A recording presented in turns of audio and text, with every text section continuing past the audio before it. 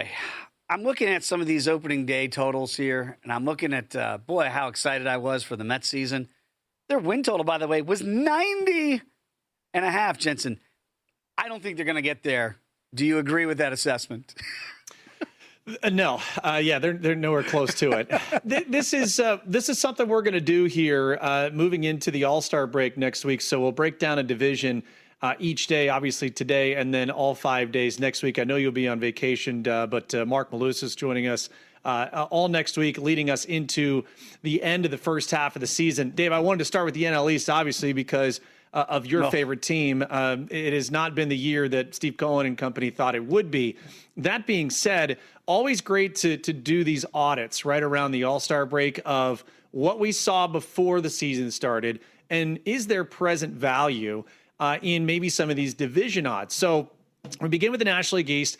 You and I have made mention the last week or so that the Phillies have been hard charging here and have closed the gap on the Atlanta Braves significantly. So much so that it actually is reminiscent and even a bit shorter, Dave, of what their preseason price. The Phillies were plus $1.80 to win the National League East before the season started. They're right at plus $1.35. They entered play today just 2.5 games behind the Atlanta Braves. Winners of 7 of their last 10, Dave, and they have really started to round into form on the pitching side, getting Zach Wheeler back to go along with Christopher Sanchez, Jesus Luzardo. Back into their bullpen has been really good, and the offense is now starting to surge. I wanted to steer your attention to 2 teams, and the Atlanta Braves, let's start there, because they've dealt with their fair share of injuries. They have lost 8 of their last 10.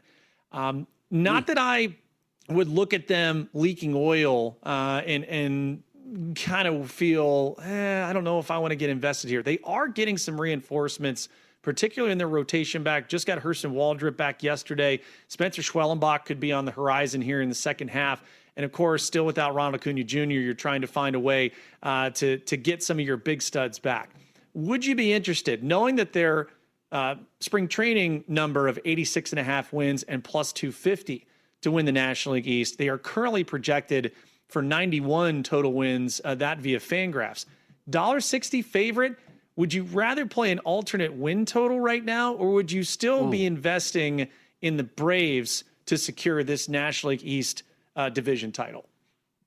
I don't know that I would be, Jensen. I do look at the Phillies right now at plus $1.35, and if you made me wager one way or the other, as much as I, again, never admit this in court of law, I'd have to take the Phillies at that short plus money price. Now, Preston Mattingly, yes, the GM is the son of the current manager, Don Mattingly, there in Philadelphia, comes from the Dave Dombrowski school, obviously, right? So I look at Preston now as the young GM, if you will, kind of on the spot here. What are you going to do at the trade deadline? With this older team that they have, I have to imagine, and we'll find out if there's going to be a counter here from the ATL before the trade deadline. I feel like we've got a Cold War arms race scenario that could be building, right? And so what team out of those top 2 in the National League East would I trust more? I'm going to look at Mattingly's, plural, with the Phillies to get more reinforcements on a team that I think is already pretty stocked, certainly with starting pitching. Maybe could use some help in the back end of the bullpen. Everybody could use that this time of year. There are teams out there that you could go pilfer, a setup guy and or closer if you really want to go that route. Jensen, I think Philadelphia, because they know that this is an older group, that the core of it will not look the same in 2 years, and we know the landscape of Major League Baseball could be changing in general anyway, I would double down on the Mattingly's pearl here at plus $1.35. Phillies would be the bet that I would make right now. Not to fade the Braves necessarily, but I just think in this arms race, I'm going to trust Philadelphia to spend more. They wanted to spend on Bo Bichette before the year began, and they couldn't get Bo. And he went to New York. I think now that's money that they look at and go, oh, we saved some of that? Let's go spend it now before the trade deadline. Okay, interesting. I know you already have a ticket on Miami at upwards of 7-1 plus 750 to make the postseason. I got to tell you, 30-1 keeps staring at me in a way that I didn't think previously, and I'll explain why I think it might be worth a little pizza money. Dave, they're 5.5 out right now of the top spot in the division. They are 28-17 at home. Only the Milwaukee Brewers have more home wins in the National League than the Miami Marlins. Now, they're 7 games under 500 away from South Beach. They're plus 11 in the run differential. And I actually believe that there's more in the tank with this team. Now, by no means am I telling you to go crazy in betting the Marlins to win the National League East. But, Dave, I can't get away from looking at an offense that is top 10 in average and on base. They are the number 1 team in Major League Baseball in stolen bases. Their back end of the bullpen is way better than I think people realize. They have the 3rd lowest whip. They have the lowest hits per 9 rate allowed and the 2nd lowest homers per 9. That's their bullpen. Now, at the beginning of the year, I would have told you I would bank on this rotation being absolutely dominant with the arms, the way Sandy Alcantara looked to finish last year, and he has been still really good this year. They got Yuri Perez back from injury.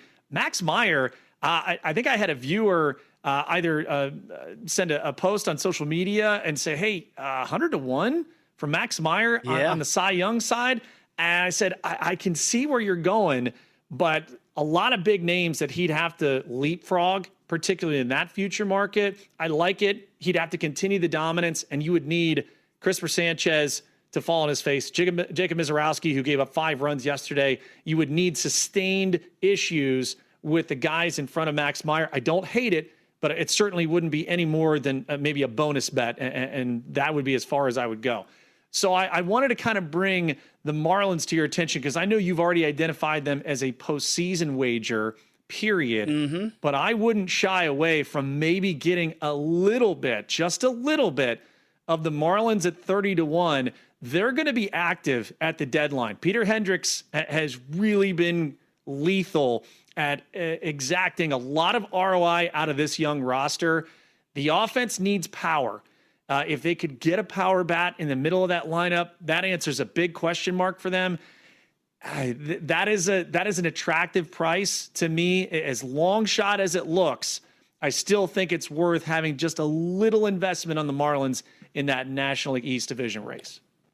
Well, you answered my question because, boy, you must have known that was the question I was going to ask, which is what do you think they would actually need in the middle of that lineup? But you're right, it would be a power bat, right? So it feels like the Marlins are that type of team that when they're in contention, which is rare, we get it, and they're dealing with different financial constraints, at least down there, at least that's what they tell you, versus the big clubs every year. But that when they feel like they're in it, they will actually go spend. I go back to, say, Milwaukee years ago when they got CC Sabathia and they made the playoff push there to go get a rental. You think it'd be that type of deal?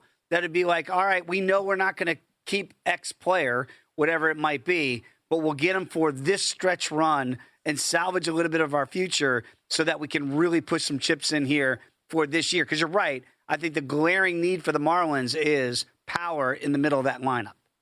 God, if Eugenio Suarez had been hitting well for the Reds, that is exactly the kind of short-term bat. It's on a 1-year deal. It would be prorated for the Marlins. It fits all the boxes that they would need. It's right-handed power. Javier Sano has been playing third for them, but you find, like I said, if Gino was swinging it, you put him in the middle of Otto Lopez and Kyle Stowers, the way Liam Hicks has been swinging it, Xavier Edwards.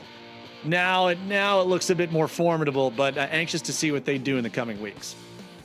We're going to have Jim Duquette, a former GM, join the program in the next hour. I'm sure Jim would get those type of calls around this time of year, every year here. What do you do here with some of these teams as we start to turn to the second half of the year? What's coming up on this 4th of July? Just about everything in the sporting world. We'll discuss that next right here on VSiN by the Books.